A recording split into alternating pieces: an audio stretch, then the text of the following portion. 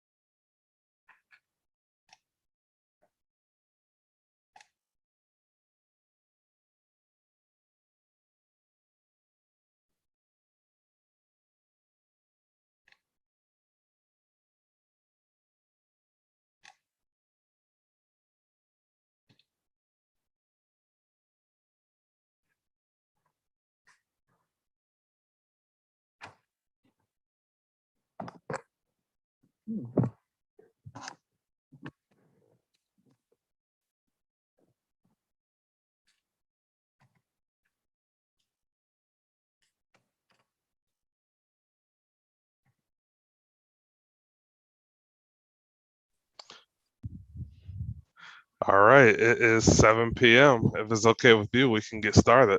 My name is Rashard Snellings. I will be your moderator tonight with the South Fulton Coalition. The mission of the coalition is to implement action programs for the continued improvement, accountability, and integrity of the City of South Fulton government and its elected officials.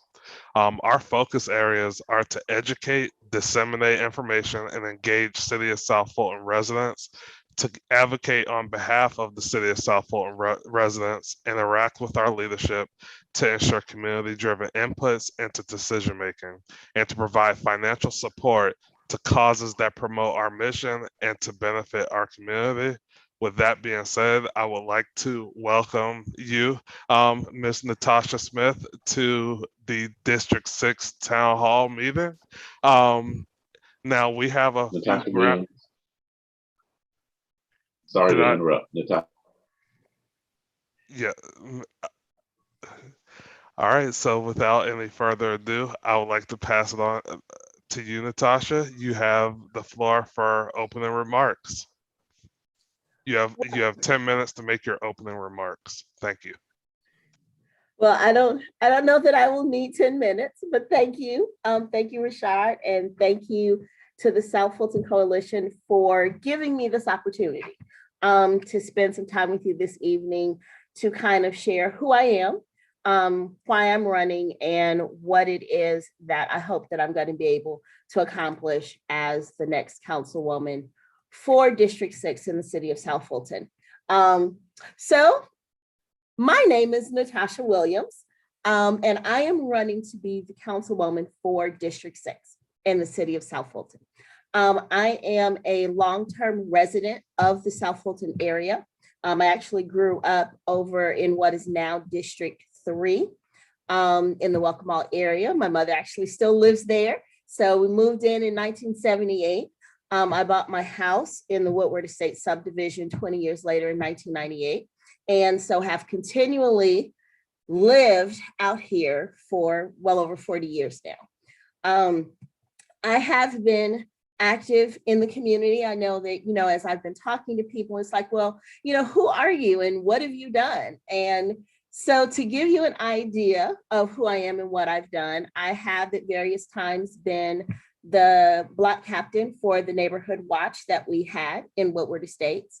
up through, I think we were functional up through about the mid 2010s.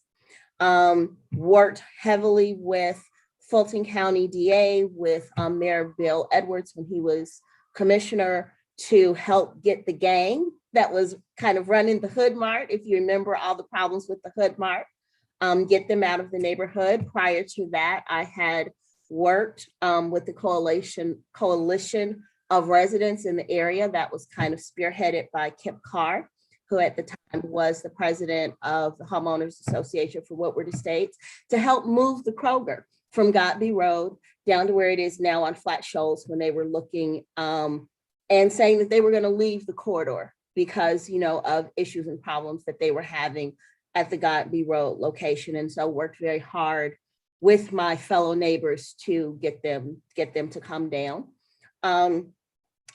My daughter, you know, went through public school here in the city of South Fulton. She went to Love T. Nolan Elementary, where I was the secretary of the PTA, and went on, ended up being the vice president of the PTA. And so was very involved in the school and in the neighborhood. Worked with Principal Lemons at the time to help her be able to secure grants, as I'm a research administrator and grants is kind of what I do. Help her to secure grants to enhance the school. So if you had a child in Love T. Nolan back in the early 2000s, you remember that they were able to get a community garden. I'd worked with her to get the grant funding to help her do that. There were some school improvements that, you know, I'd helped her get the grant funding from Home Depot, helped get grants for teacher training, you know, when she didn't have really a budget for professional development. So worked with her a lot on that. And then when my daughter went to Hapeville Charter, was a member of the Hapeville Charter school board as a parent representative, and then went on when she went to the Hapeville Career Academy to work with them to help them establish their PTA. So a charter member of the PTA at Hapeville Charter Career Academy before she eventually landed at Westlake in the magnet program. And, you know, she kind of took off from there.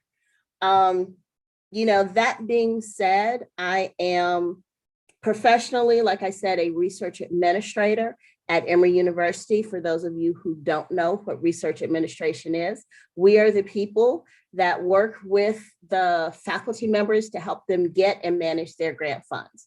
So I've been doing that since, you know, 1993, either at the Board of Regents, at the state, minus a 2-year stint working for Governor Roy Barnes in his policy department, specifically assigned to HB 1187, which was the A+ education reform bill that he passed during his administration. So kind of been around government and politics a very long time. Liked it enough that I majored in it.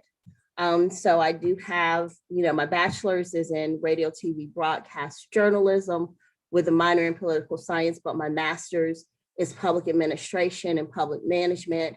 And so my doctorate will also be, I actually defend my dissertation proposal next week on the 15th. So my doctorate will also be in public administration. And I research as an academic, I research innovation in the public sector. So my research interest is, how do we innovate? How do we get our cities, our governments, our public agencies to become agents of innovation to deliver better services to residents, to our citizens? So, you know, kind of have tied all these things together, I think, in kind of a cohesive way, you know, where I really am engaged and interested in how to make things better. And so that is the background with which I'm offering myself as a candidate for city council in the city of South Fulton. Because I recognize as a long-term resident that there's been a lot of things that we've talked about wanting to do for ourselves, particularly as things that were the catalyst for us becoming our own city and wanting to be our own city, so that we could have, you know, more control over the services that we're provided, how our money is spent, making sure that we're getting our fair share of the tax dollars that were going to Fulton County. So all of those things. And I know in particular for the district, that is the old National Corridor, my district, District 6, there's been a lot of studies. There's been a lot of talk, there's been a lot of studies, there's been a lot of surveys, not necessarily correlating action. And so that is where I feel that now is the time, as I'm winding down other things, and now is the time to begin to work to bring those things into fruition. All of the things that we've talked about, wanting to see, wanting to do, to start to bring those things online, particularly as we see strides are being made to really kind of address some of the long-term issues that we've all talked about for a very long time with the old national corridor. So I am excited to put myself forward. I am really looking forward to being able to work with our mayor, with our city council, with our staff, particularly our economic development director, Christopher Pike. I think he's got some exciting things on the table.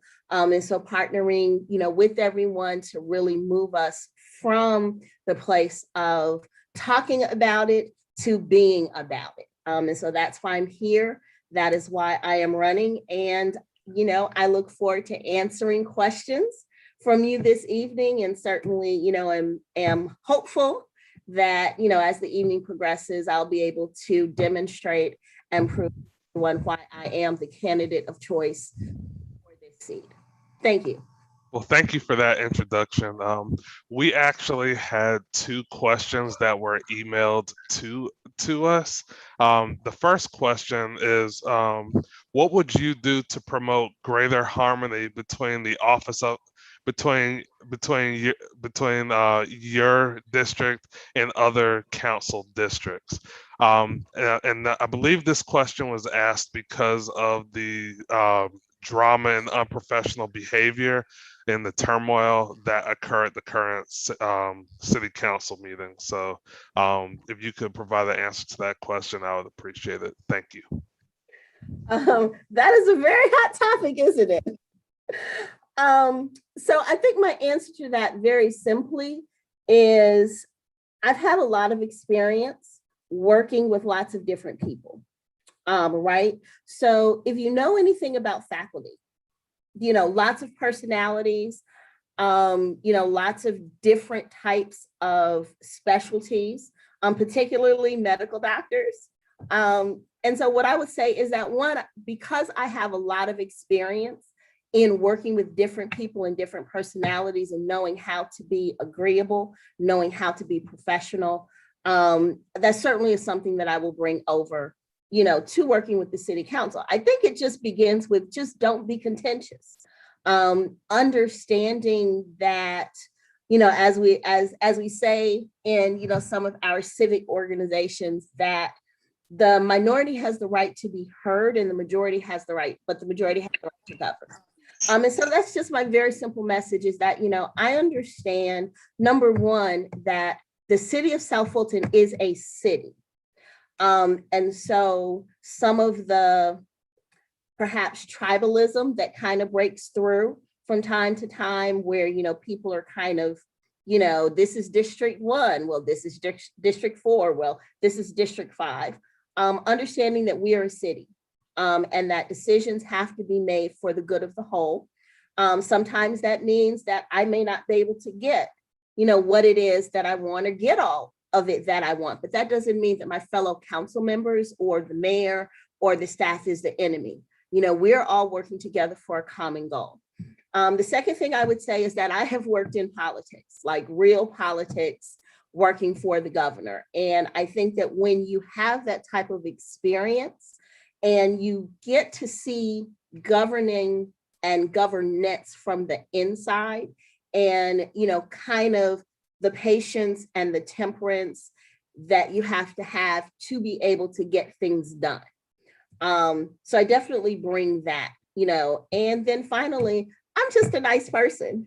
So, I'm not argumentative. I'm not contentious. I'm not the person that's going to be out there in the community trying to relitigate grievances. If I put forth something in the council, we debate it, it doesn't get voted up, I'm not the person that's then going to turn around and go back into the community and relitigate it.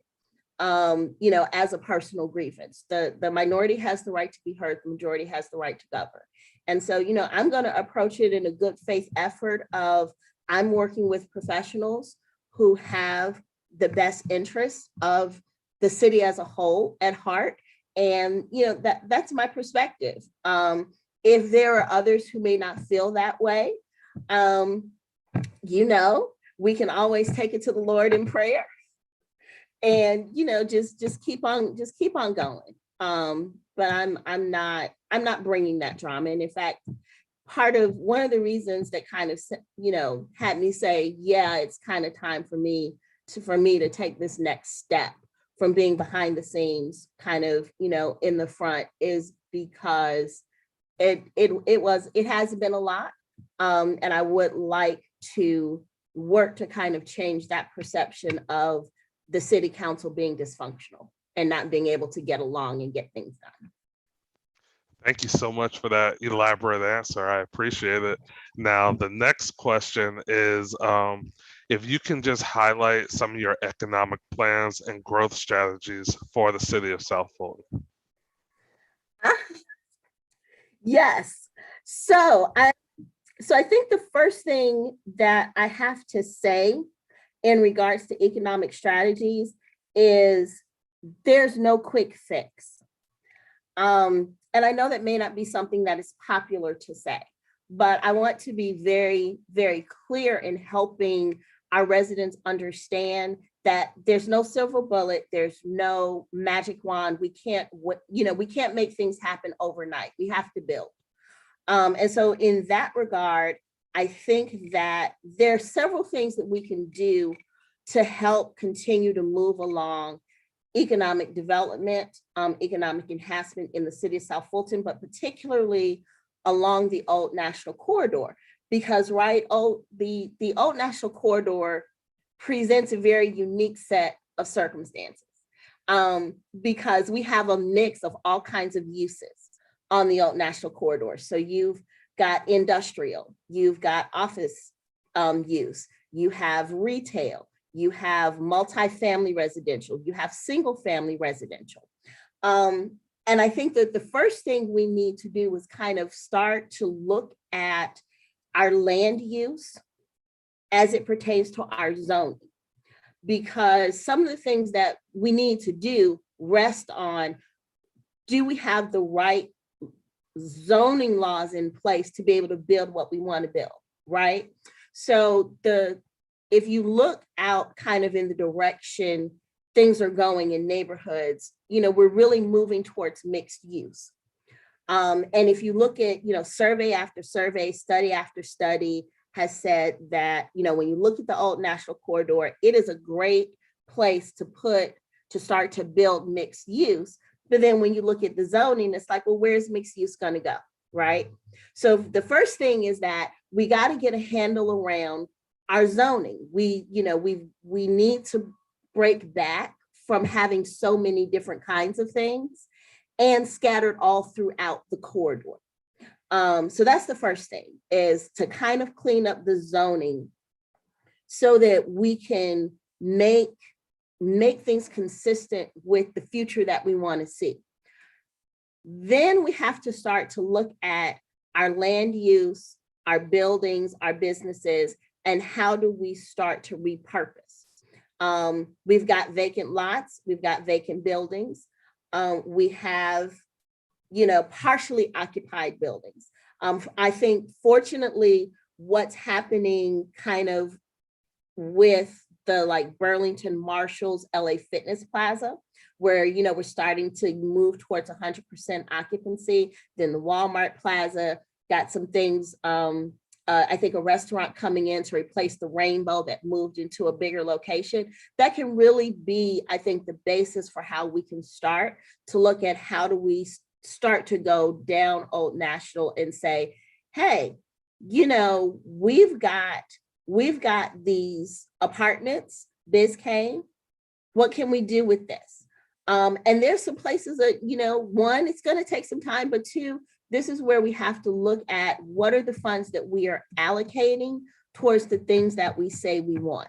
So there are some places around, around the country, again, I do research. So, there are some cities around the country where the city itself has had to go in and just simply, buy it so that they could build it.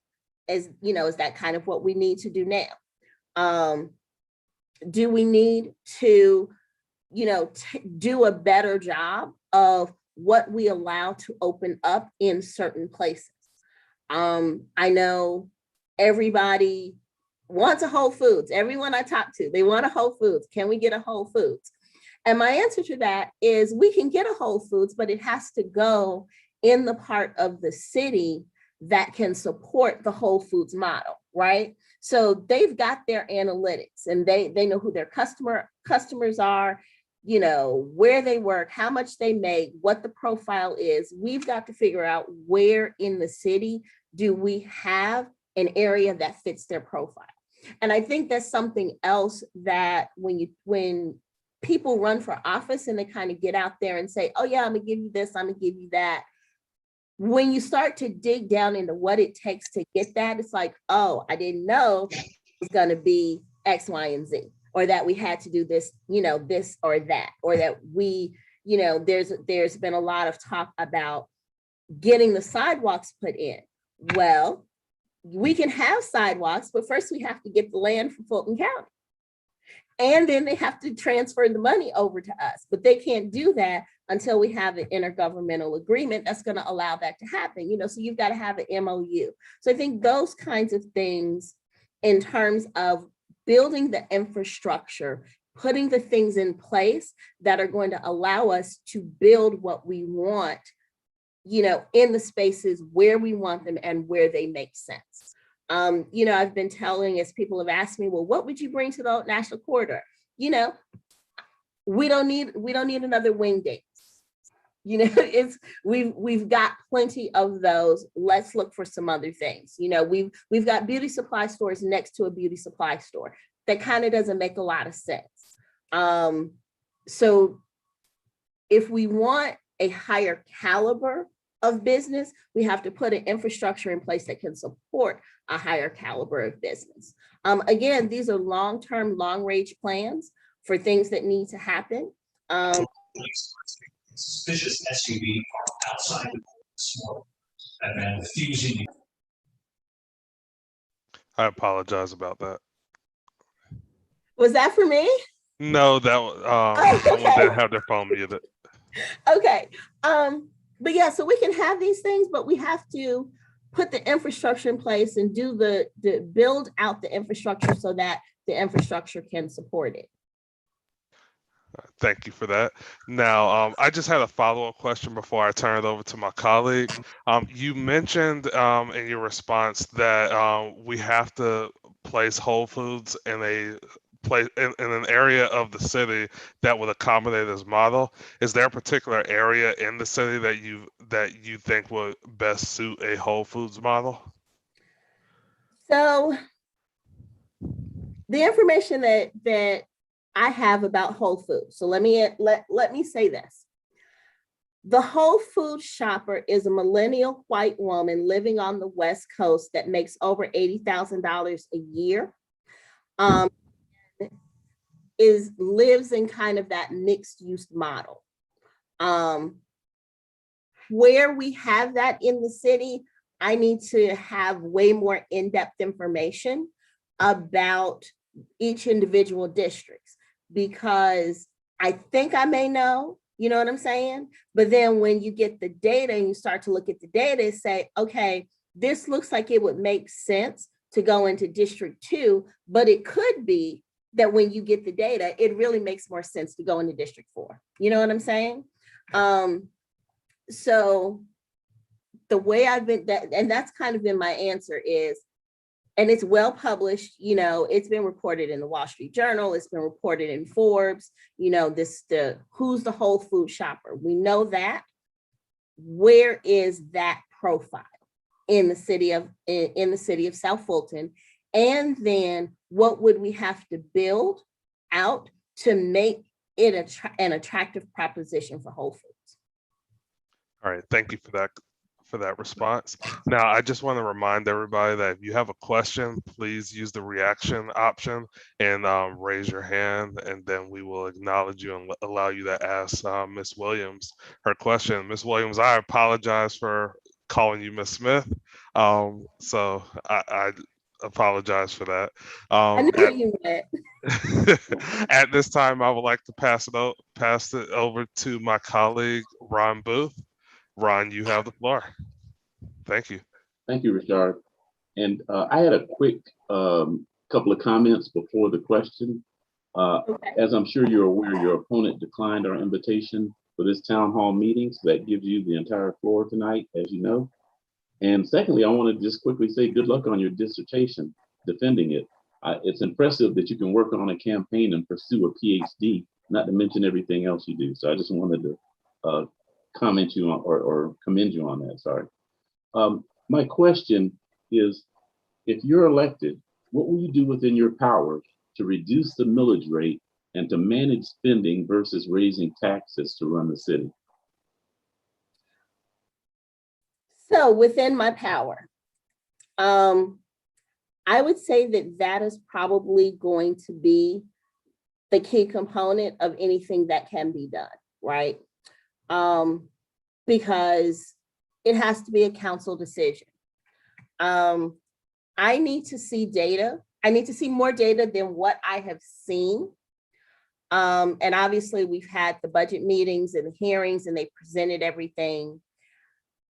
And now that we've brought Fulton Industrial into the city of Atlanta and it's given us a boost in our commercial tax base, there may be some opportunities to do something to reduce the millage rate or to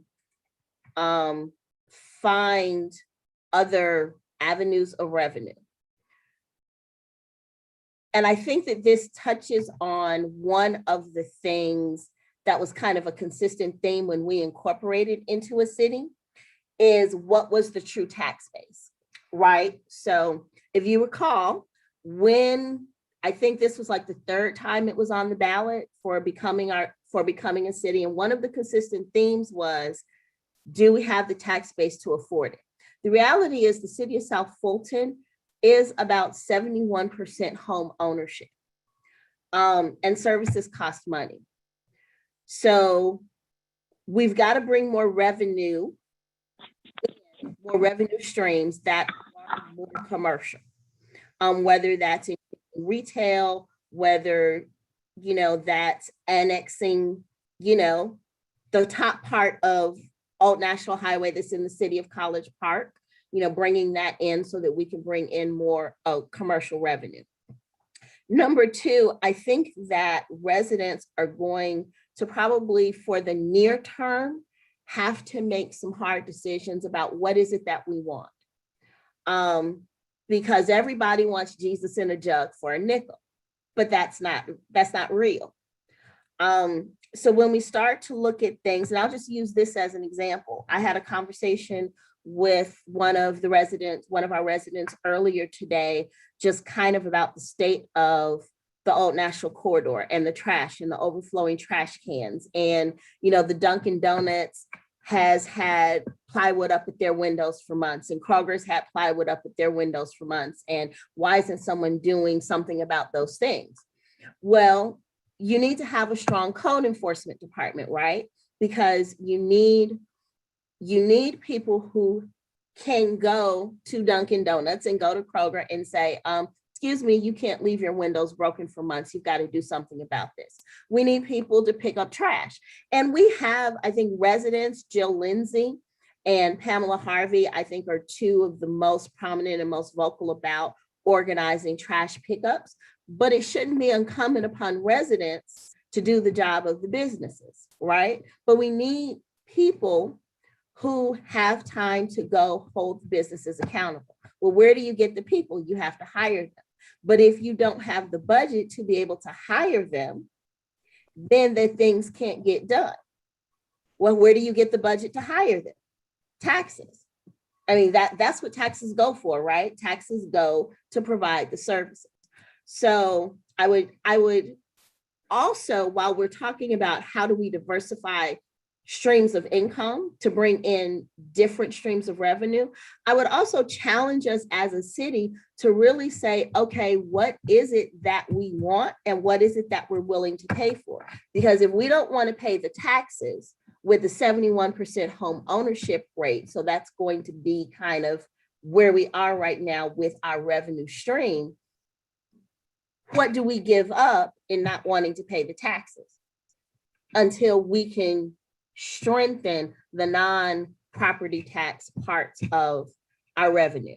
And again, this is not something that's a quick fix. This is not something that is even an easy conversation to have, because when you have to tell people, you know, look, you got to choose, you know, pick a struggle, as the kids would say. If we want to have the things, we got to figure out how to pay for it, or we can't have the things.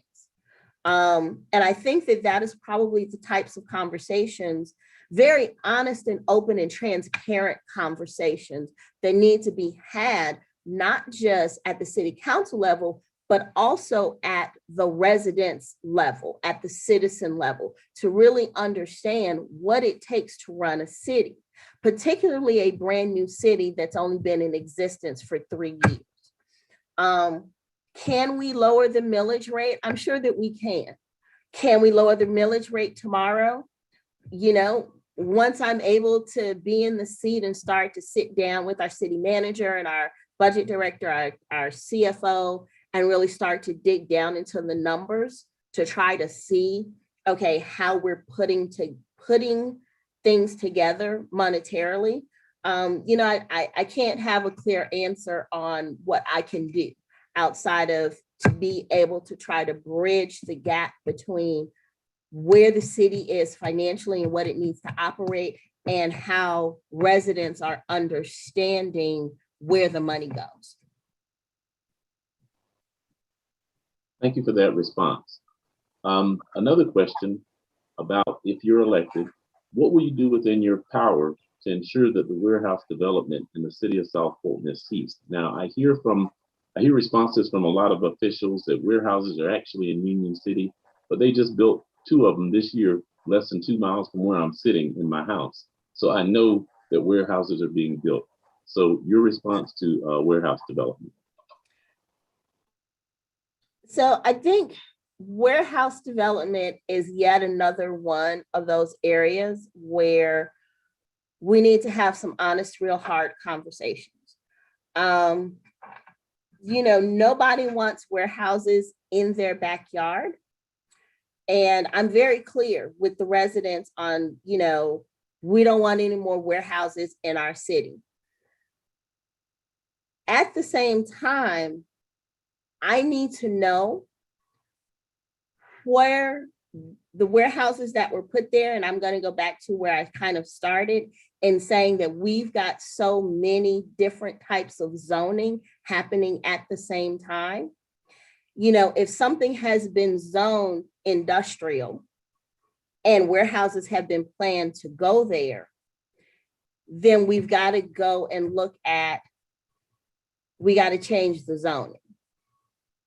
Because if it's zoned industrial and warehouses have been planned, and this is something that I've heard, you know, the mayor of Union City talk about a lot, that if it's been zoned for a certain use, and if then you try to stop that use on the back end, what are the legalities around that, and what is the risk exposure to the city for a lawsuit, right?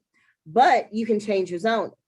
So if we don't want the warehouses coming in, then what do we rezone that to that is going to generate the type of quality of life that we want and add to our tax base in the ways that we want? Which is why this is not just a simple, I'm for them, I'm against them, you know, I'm in the middle, because we have to look at how is the land zoned? How does the land have to be changed? Land zoning have to be changed to support the kind of development that we want to see. Things that are already in existence, and again, I'm not in the seat yet, so I don't know like what's on the table, what's been planned, what's already in the pipeline. Things that are in the pipeline could be a little bit more tricky because we don't want to put ourselves in a position where we're telling people who've already had things approved that no, you can't build it, because they will take us to court. I mean, you know, this is America. Anybody will sue for anything for any reason, whether they have a chance of succeeding or not. So I think we want to be thoughtful and we want to be careful about how we approach the whole issue of the warehouses and where they are going. You know, I'm not wild about the warehouse that's being built on Flat Shoals, you know, right there before you get to 85.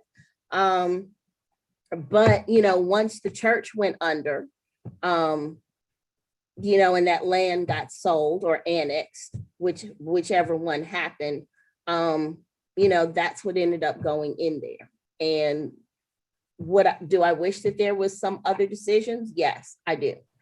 But I'm also very mindful of what changing it could potentially, you know, mean for, you know, the city trying to stop things that are already in process. I think we have much more opportunity for things that haven't happened yet to make the changes versus stopping something already in motion. Did that answer your question? Yes, thank you very much. And that, as a reminder, I would just like to encourage our participants, if you have a question for Ms. Williams, please use the reactions feature and raise your hand, and we will acknowledge you so you can ask your question. Ron, back to you. Thank you. And Ms. Williams, if you're elected and you're sitting in that city council seat for District 6, what will you do within your power to ensure that your constituents are engaged and that they have input into decisions that are being made for the city of South Fulton? Oh, I'm so glad you asked this question. One of the things, and I'm very much a fan of, is I believe in regular communication. The monthly town hall meetings, the newsletters that come out each week, the action alerts, you know, for things that are happening where we need a citizen's response, appointing people to all of these empty seats in Council District 6. So you know that there are different boards and committees that we can appoint residents to, and some of them, you know, have been vacant for some time. Getting people on those. Making sure that when things are happening, I'm reaching out to my constituents proactively and not reactively. What does that look like? So that looks like there's things that are coming up that I need citizen input on. You know, one thing we've learned from this pandemic is we can do anything virtually. We can have virtual town hall meetings. I've filled out more surveys than I can shake a stick at. Keeping people informed in terms of, you know, there are council members that are sending out newsletters on a weekly basis with alerts about things that are happening. You know, I've seen in other districts, I've seen council members say, hey, there's this rezoning application that's coming up in our district. I need to hear from you. And those things are going out via email. They're getting posted on websites. I don't, you know, constant contact. You know, I don't think people are using the telephone calling service anymore. I can't think of what it is right off the top of my head, but you know, the old-fashioned phone tree where you used to call and get the automated message that we need you to come out. So I want to bring all those things back online so that people know what's going on. And I want to do it in a way that is factual and objective, you know, so not trying to put a spin on anything or promote an agenda, but just to get information into people's hands and get them to tell me where would you like to see this headed? What do you want to see happen? Even if, you know, people can't come to a council meeting to testify in person. You know, I got an email today about writing a letter about the mortgage relief assistance program ahead of tomorrow's, you know, Fulton County meeting. So I'm going to be doing that as soon as we finish up, so I can make sure that I get my letter in so that it can be read at the Fulton County meeting. So I think those types of things that are obvious, but that aren't being done.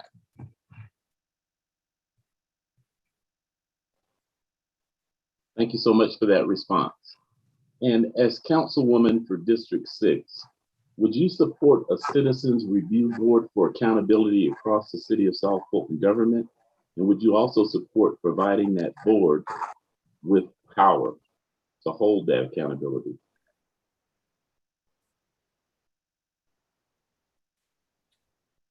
What does that mean? A citizen's accountability? So let me clarify it a little bit. Sorry, let me clarify just a little bit more. This Citizens Review Board would be for accountability across the City of South Fulton government. For example, if there were a police incident, the Citizens Review Board would have the power to go in, get all records associated with the incident, and give its input to the government. And that input would have power. It wouldn't just be swept under the rug or dismissed. And then another example would be if there's some sort of misappropriation of power in the City of South Fulton government. As an example, that Citizens Review Board would look into it and see if there were any ethics violations, and they would make recommendations, and those recommendations would be made serious. Would you support a Citizens Review Board of that nature for accountability?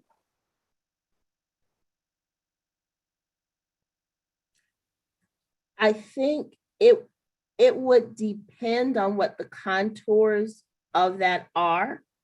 I have questions about, you know, who would be on it? What would be the qualifications for people to be able to be on it? What type of, I guess, authority would be sought? What safeguards would be put in place to make sure that it does not become a vehicle for dysfunction and abuse? I think that in theory, it sounds like a good idea, but I would want to dig into the details of that more. I'd want to see have other cities done this? You know, what has been their experience with it, good and bad.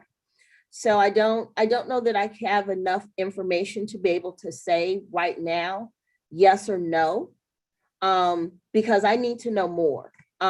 What is the impetus for wanting to have this review board? Like, what's happened to bring this up as a solution, right? So apparently there's a problem and someone's offered this as a solution, but what was the problem that kind of got this board idea rolling?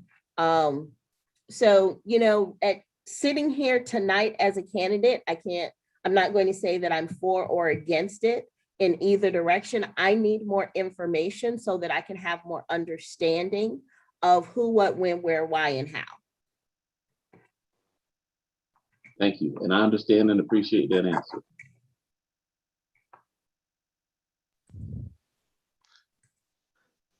Thank you. Now, we have a coalition question that came in. Do you support us having the general public at our city council meetings, even though we are currently in a pandemic? So does that mean physically at the council meetings? Physically at the council meetings with social distancing, obviously, and proper precautions and masking. So I think that once the city council goes back to having in-person council meetings, I would want to have citizens there. Civic engagement is, well, I mean, I got a degree in it.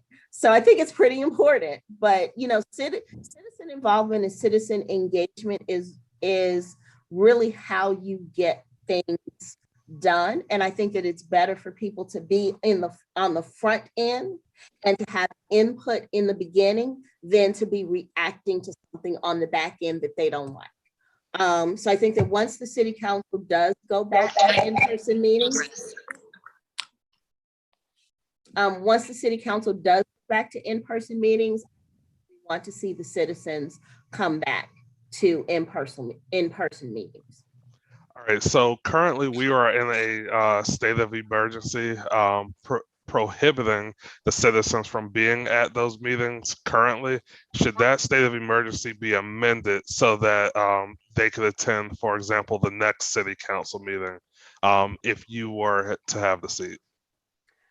So I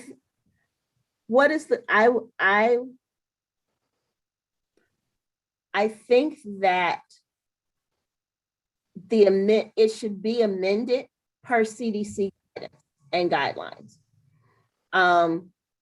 The Delta variant that's flying around, and if I put on my work hat for a moment, the Delta variant that is going around, and as you know, several of the vaccines, including the new pill that was just approved, were developed at Emory University. So I'm very sensitive to the risks that are, entailed with getting people in large groups. If the CDC guidance calls for it, then yes, we should amend it.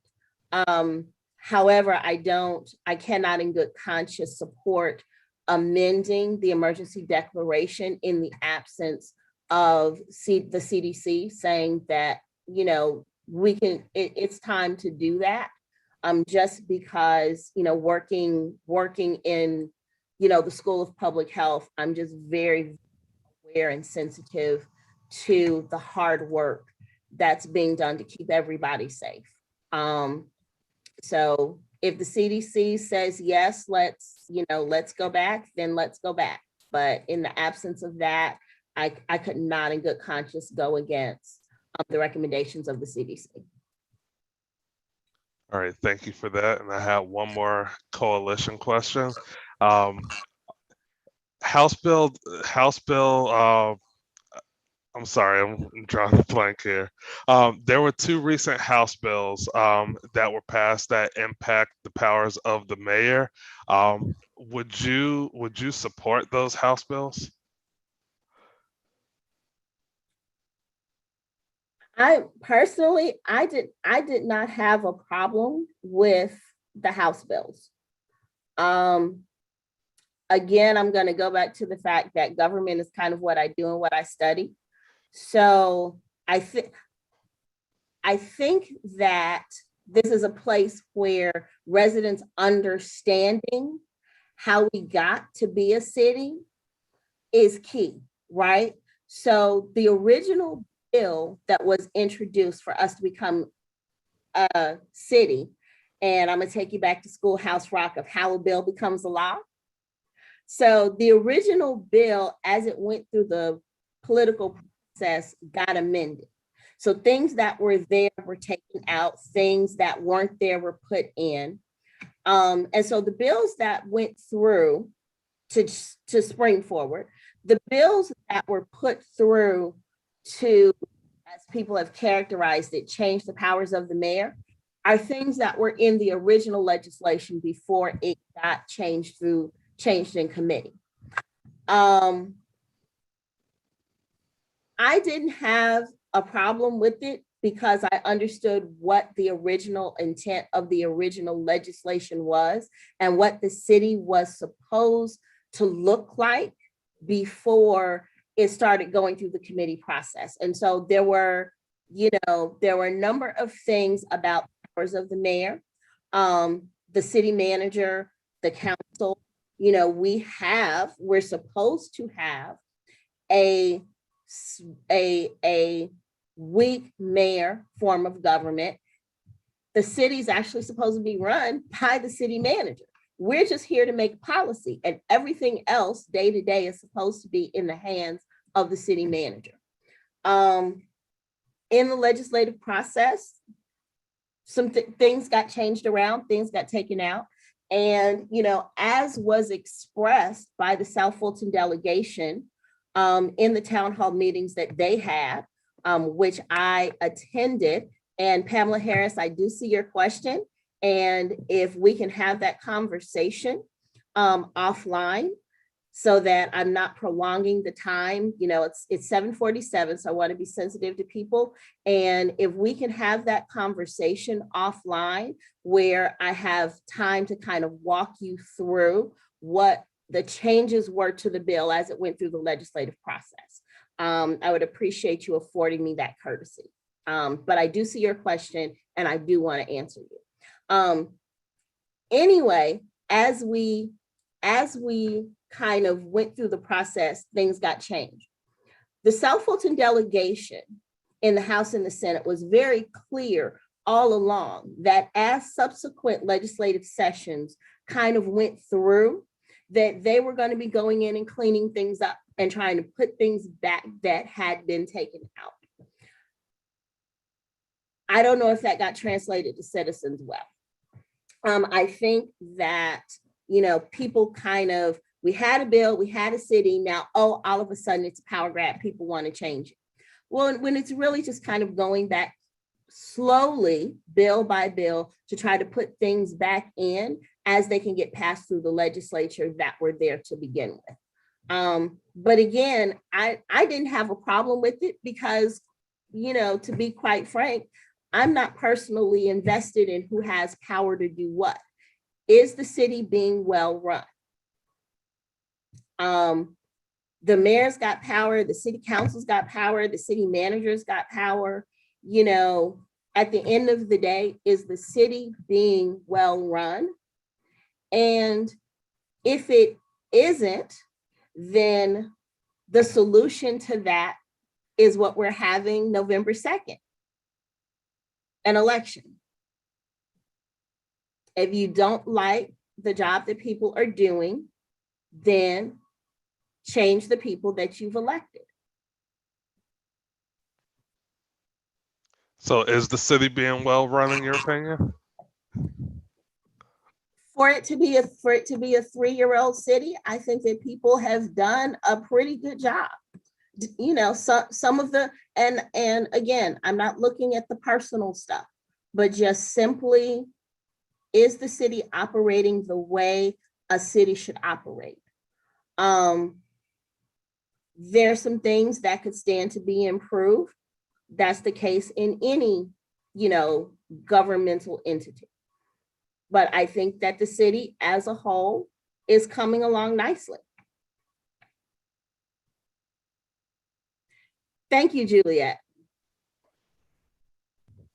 Thank you for that response. Now we are 10 minutes away from our end time. I just want to encourage anyone, if you have any final questions, please use the reactions option and raise your hand so that we can acknowledge you. And I would like to pass it over to my colleague, Ron Booth. Thank you. Okay, and I'm going to ask this as an open-ended question, and I realize, Ms. Williams, that you're in District 6. So the example that I'm going to use is going to be in another district. But basically, I'd like to know that what will you do within your power to improve the flow of traffic in the city of South Fulton? And the examples that I'm going to give, and again, they're not in District 6, I realize that. The example would be Campbellton Road at the intersection of Stonewall Tell Road. And then another example would be the traffic flow on Camp Creek Parkway at the intersection of Campbellton Road, specifically traveling south on Camp Creek Parkway headed towards the airport where it intersects with Campbellton Road. So in general, what would you do to improve the flow of traffic in the city of South Fulton? Well, in general, there's not much that I can do because we don't own those roads.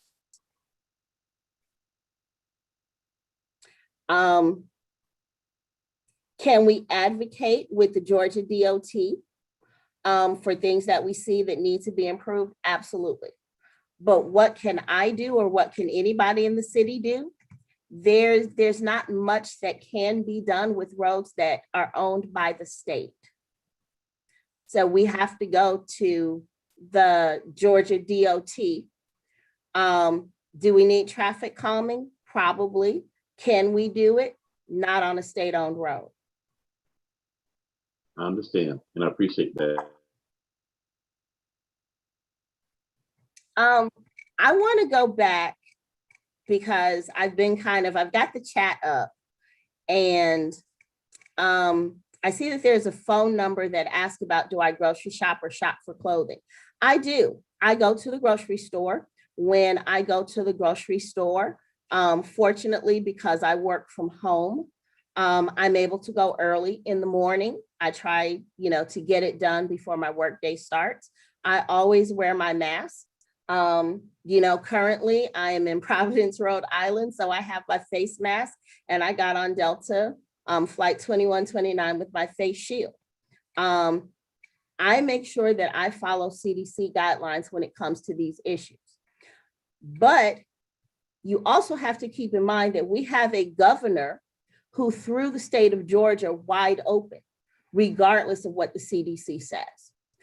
So as a state, we are not following the CDC guidelines because we have a government and we have state government officials who do not believe that the CDC guidelines should be followed, who don't believe that people should be mandated to wear a mask because it's personal choice and personal right. And yes, I would like to see the same guidelines as restaurants or other public places. I recently went to New York for the weekend. And if you want to go eat in New York, you have to wear your mask and you have to show your vaccination card, which I have on me for just such an occasion in case someone wants to see it. So I think that, again, this is a space and a place where if we're not happy with the decisions that are being made under the Gold Dome, the election is next November. Change the people that are under the Gold Dome. My personal choice is, do I shop for clothes? I shop for clothes. I shop for clothes online. I have them sent to my house. At the height of the pandemic, I placed my grocery orders and had them delivered. When Amazon bought out Whole Foods and, you make a $35 purchase and your groceries will be delivered for you. So there was months I had my groceries delivered. I had everything that I needed in my house brought to my doorstep and left on my doorstep in a box. But everyone's not where I am. And until such time as we have state government officials that are willing to follow the science, we're going to have to, I think, each one of us come to a conclusion about what we feel will keep us safe. Again, I'm an advocate for following the CDC guidelines. Dr. Fauci, the NIH is one of the biggest funders. It is the biggest funder of biomedical research. Emory University just cracked, over $100 million in biomedical research funding, for these types of things. So know that the science, is saying that we need to continue to be vigilant and to be careful about how we move about. The CDC is saying that we need to be careful about how we move about. And I fully, am on board with that. And yes, I am, I got to my hotel room. I picked me up some food and I've been in this room since 2:00 and I won't go back out of it until with my mask and my face shield. Thank you for that. Now, I would like to provide you a few minutes, about 4 minutes, to provide your closing remarks as we wrap up this session. That you have the floor. Thank you. Well, so again, I want to thank you for, this opportunity to have this hour, to share with you, kind of who I am and, what I think about certain things. I know that, this is going to be in YouTube and people will probably go out and try to, pull sound bites and pick things apart for their own purposes. But I would hope that everyone who's tuned in this evening, everybody who will watch this on YouTube will kind of take away from this that I'm not a soundbite person. I'm not an empty promises propaganda type of person. I've been told that I'm long-winded, but you know, when you're an academic, that's just kind of how things roll. Both my parents were teachers, so you know, that academics is kind of in my blood. But I would hope that people will reach out to me. Pamela Harris, again, you know, I invite you to get in contact with me. My phone number and my email are publicly available because I'd love to sit down with you and, you know, actually kind of walk you through how the legislation unrolled and hopefully foster some understanding. You know, as I said in the beginning, you know, I'm not going to try to pretend that I have the magic bullet that's going to make it all better. I'm going to work to make it better. I'm going to work to be honest. I'm going to work to be open. I'm going to work to be transparent. I'm going to work to tell you what is really going on and what the facts are, and not try to steer everyone to a conclusion that I want them to come to. But, you know, here's the facts, just the facts, ma'am, just the facts. Again, I've been out here in South Fulton since 1978. So, you know, I'm not a Johnny come lately. I didn't just buy my house, you know, to build a dream house a few years ago. You know, I didn't just move in recently, but have actually been out here actually doing the work behind the scenes in, you know, the community, trying to make things better. I think that I've had some successes. You know, Kroger is still on Old National Highway. You know, we got that hood mark off Old National Highway. And so those are the kinds of things that the lasting results that are hard work, but I'm willing to do that hard work. And I don't shy away from hard work. And as you know, as I said in the beginning, you know, my name is Natasha Williams. I am running for District 6 in the city of South Fulton, and I am excited to be your next councilwoman to represent District 6. I'm excited to get on to the city council and, you know, roll up my sleeves and get to work. And I am putting my phone number in the chat, and I am putting my email address in the chat so that you can reach out to me. So the phone number and the email are there. And again, you know, if you like me, if you like what you heard, if you want to join the team, then please visit my website. .com. I'll put that in the chat as well. Please visit my website, sign up to volunteer. You know, donations are always welcome. You know, I'm not going to turn down any cash if anybody would like to, you know, contribute to the cause to help me win this seat. You know, I'm not going to make you empty promises. The only thing I'm going to promise is that you will always be able to count on me to be open, to be honest, to be transparent, and to get up every morning to give the best of my service to the city of South Fulton and to District 6. Thank you. Thank you for your time. And that concludes tonight's town hall with Natasha Williams. On Thursday, we will be featuring Jewel Williams. She's a candidate for mayor of the city of South Fulton. Thank you, everybody, and have a good night. Thank you. Thank you.